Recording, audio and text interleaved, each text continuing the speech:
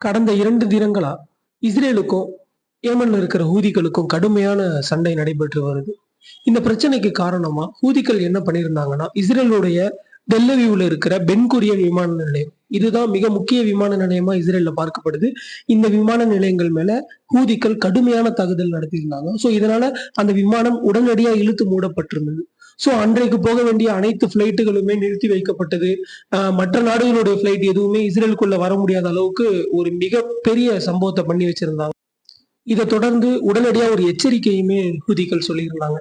உடனடியா நீங்க பாலஸ்தீனத்த தனி நாடா அங்கீகரிச்சு, அந்த மக்களுக்கு ஒரு விடிவு காலத்த குடுங்க. அந்த பாலஸ்தீனத்த விட்டு இஸ்ரேலிய துருப்புகள் முழுவதுமா வெளிய வந்துரணும் அப்டின்ற மாதிரி ஒரு எச்சரிக்கையுமே சொல்லியிருந்தாங்க.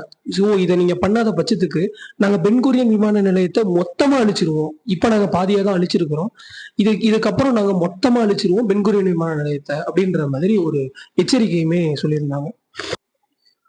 நம்ம எல்லாருக்குமே தெரியும். இஸ்ரேல் சும்மா இருக்க போறதில்ல அப்டின்னு.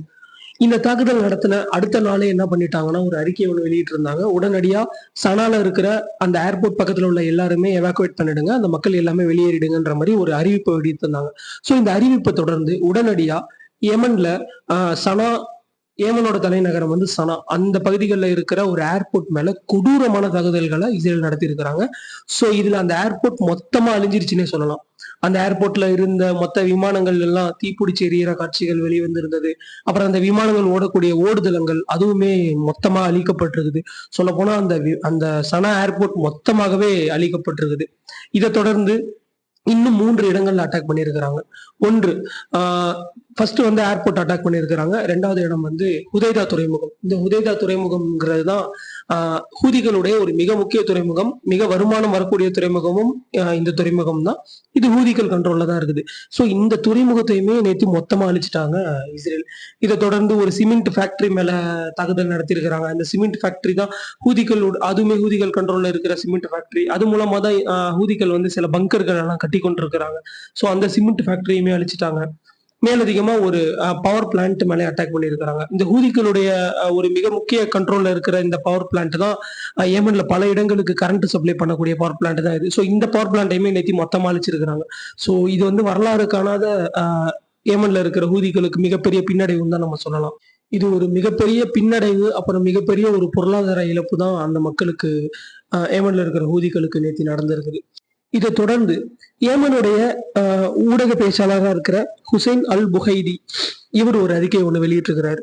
அதாவது இஸ்ரேல் மேல மிகப்பெரிய ஒரு பதிலடியா நாங்க கொடுக்க போறோம். அந்த பதிலடிக்கு நீங்க காத்திருங்க அப்படின்ற ஒரு அறிவிப்ப நேத்து வெளியிட்டிருக்கிறாரு.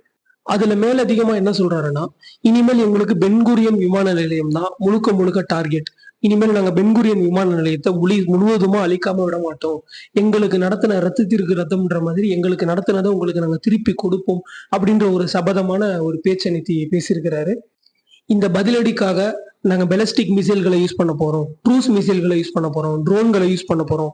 இத 3த்த வச்சு தான் இனிமேல் பென்குரியன் விமான நிலையத்தை நாங்க சுடுகாடாக்க போறோம் அப்படின்ற மாரி சொல்றாங்க. இதுல ஒரு விஷயத்த யோசிச்சு பார்த்தீங்களா?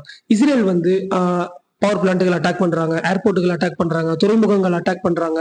இன்னும் மேல் பரப்புல இருக்கிற பல பகுதிகள அட்டாக் பண்றாங்க. ஆனா, இவர்களுடைய அந்த மிசைல்கள அழிக்க முடியல, ட்ரோன்கள அழிக்க முடியல. ஏன் அப்படின்னா, அது எல்லாமே பங்கருக்கு அடியில இருக்குது. பங்கருக்கு அடியில எங்க வச்சிருக்கிறாங்க? இவங்க நகர்த்துற மாரி வச்சிருக்கிறாங்க. ஒரு ஒரு ராணுவ செட்டப்பையுமே ஒரு இடங்கள்ல இருந்து இன்னொரு இடங்களுக்கு மூவ் பண்ற விதமா பங்கருக்குள்ளே ஒரு மிகப்பெரிய செட்டப் பண்ணியிருக்கிறாங்க. அதனால தான் அமெரிக்காவாலயுமே, இஸ்ரேலாலயுமே அவர்களுடைய ராணுவ தளங்கள அழிக்க முடியல. ஹூதிகள் இன்னைக்கு தெளிவா சொல்லிட்டாங்க. இந்த மிசைல்கள வச்சு தான் உங்க நாட்ட நாங்க சுடுகாடா ஆக்க போறோம் அப்படின்ற மாதிரி. மேலதிகமா இன்னொன்னு என்ன சொல்றாங்கன்னா, உலக நாடுகள் கிட்ட ஒரு கோரிக்கை வச்சிருக்கிறாங்க. உலக நாடுகள் உங்களுடைய விமானங்கள இனிமேல் பென்குரியன் விமான நிலையங்களுக்கு நீங்க கொண்டு வராதீங்க, அனுப்பாதீங்க. உங்களுடைய பயணங்கள நீங்க உடனடியா நிறுத்துங்க.